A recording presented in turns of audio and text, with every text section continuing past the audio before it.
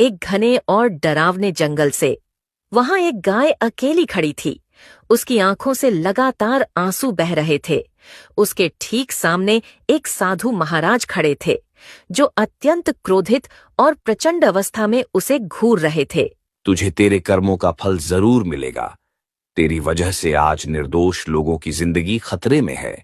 यही तेरी सजा है। गाय ने साधु के सामने गिद्ध गिद्धाने और कुछ बोलने का प्रयास किया, लेकिन चाहकर भी उसके मुंह से आवाज नहीं निकली।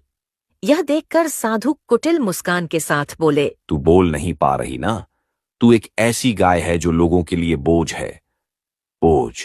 तू केवल चारा खाती है, लेकिन दूध की एक बूंद नहीं देती। दफा हो जा मेरी नजरों के सामने से, और इस जंगल में ऐसे ही भटकती रह। तूने लोगों के लिए जो मुसीबत खद्दी की है, अब तुझे उसे अपने नसीब से टकराना होगा। इतना कहकर साधु ने अपनी झोली से कुछ विचित्र बीज निकाले और हवा में बिखेर दिए। फिर उन्होंने मंत्र पढ़ा। अगले ही पल वो बीज तरंग बनकर गाय के शरीर में प्रवेश कर गए। जिस दिन तुझे कोई सच्चा मनुष्य मिलेगा, उसी दिन यह बीज तेरे शरीर से निकल जाएंगे और तेरा श्राप टूटेगा। तभी वहां काला धुआं फैल गया और साधु रंग बिरंगी रोशनी में गायब हो गए। डर के मारे गाय दौड़ती हुई जंगल से बाहर निकल गई। जंगल से दूर चंदन नगर गांव में अशोक और आदित्य नाम के दो सगे भाई रहते थे। उनके पिता रामलाल काफी समय से बीमार चल रहे थे।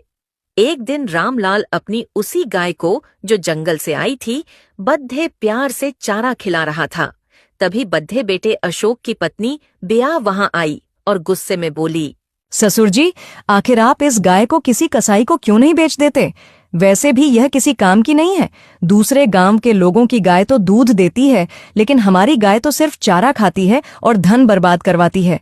जब से मेरी शादी हुई है, मैंने इसे एक बार भी दूध देते नहीं देखा। अपनी बहू की कड़िढ़ावी बातें सुनकर रामलाल क्रोधित हो उठा। ए बहू, यह गाय मेरी है और इसे चारा मैं अपने धन से खिला रहा हूं।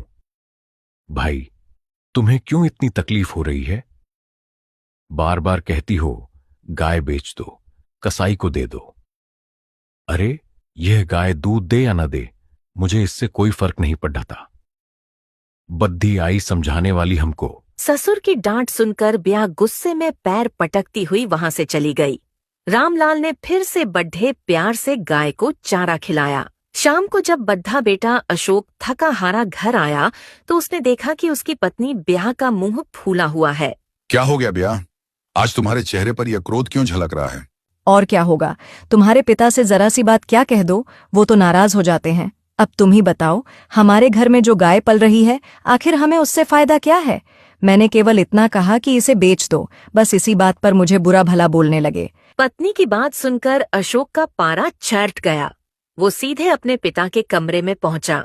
पिताजी, ब्याह आखिर आपसे क्या गलत कह रही है? आखिर आप इस गाय को बेच क्यों नहीं देते? ये केवल हमारे घर पर रहकर जगह घेर रही है और मुफ्त का चारा खा रही है। दूध वूध तो कुछ देती नहीं है। किस काम की है ये गाय? अशोक, देख बेटा, मैं बहुत अच्छे से समझा रहा हूं। इस गाय को केवल मैं पुण्य कमाने के लिए चारा खिलाता हूं। अब अगर यह दूध नहीं देती है, तो उसमें इस बेचारी का क्या दोष है? मैं जानता हूं कि तू बहू के कहने पर यहां लड्डे डीचने आया है। उसने जरूर मेरे खिलाफ तुम्हारे कान भरे होंगे। अरे पिताजी, आप हमेशा मेरी पत्नी को गलत समझते रहते हैं। गलत नहीं समझता बेटा, जो दिखता है वही कहता हूं। मैंने तो बहू से केवल यही कहा था ना कि चारा मैं अपने धन से, अपनी जेब से खरीद के लाता हूं। उसमें उसको इतनी क्यों तकलीफ हो रही है कि चारा मत खिलाइए, गाय बेच दीजिए, यह करिए, वो करिए। ओहो पिताजी, आप एक बार मेरे नजरिए से सोचिए। अगर आपकी कोई बेटी होती और आपसे इसी तरह की बात करती, तो क्या आप उसको भी इसी तरह से जवाब देते?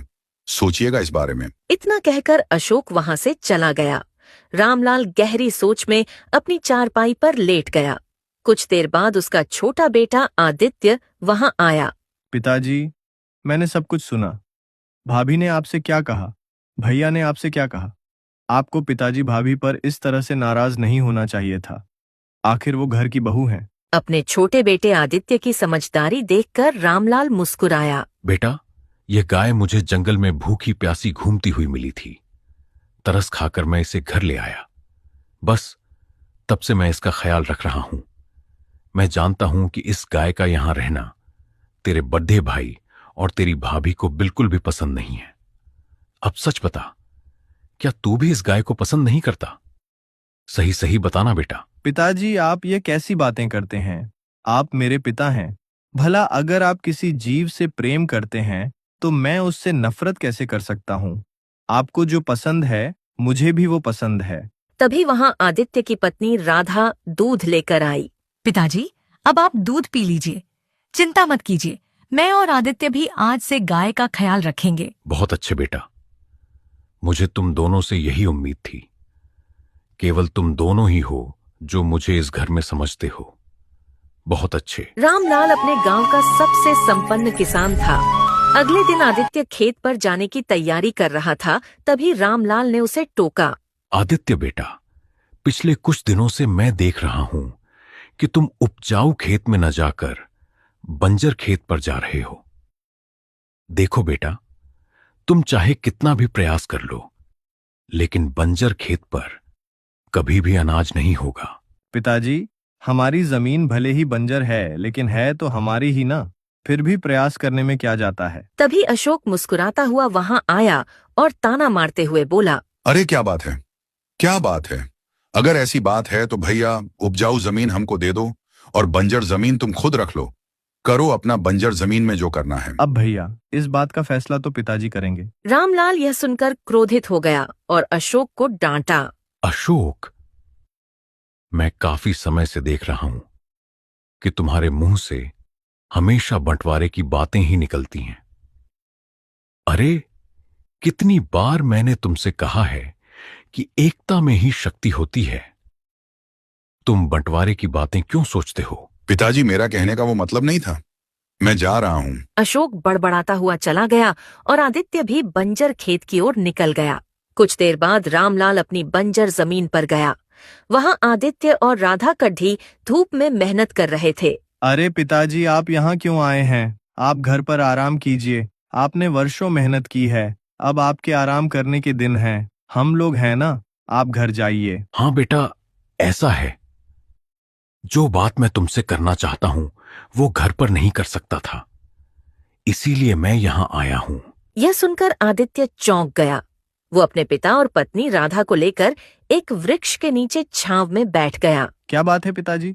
आप इतनी चिंता में क्यों हैं? कहिए। बेटा, मुझे तुम्हारे बद्दे भाई और तुम्हारी भाभी के इरादे बिल्कुल सही नहीं लगते। उन दोनों की नजर मेरी सारी संपत्ति पर है। मैं तुम्हारे पास केवल इस वजह से आया हूं कि अब मैं चाहता हूं कि मेरे जीते जी तुम दोनों भाइयों का सही सही और अच्छे ढंग से बंटवारा हो जाए। बेटा, मैं नहीं चाहता कि मेरे जाने के बाद अशोक अपने बड्ढे होने का फायदा उठाकर सारी संपत्ति पर कब्जा कर ले और तुम्हें और तुम्हारी पत्नी को दर दर की ठोकरें खाने पर मजबूर करे।